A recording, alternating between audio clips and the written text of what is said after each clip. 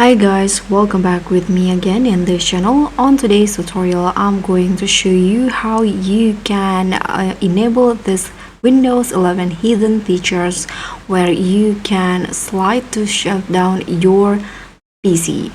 So if you want to enable that hidden features, you can just follow these steps right here.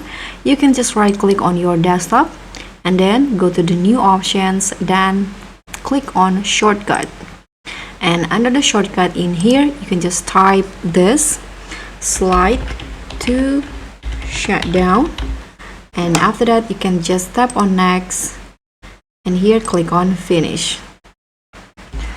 Okay, so after the shortcut has been created, so whenever you open this shortcuts right here, you can just slide down your PC to shut it down, so it will make a quick shutdown shortcut.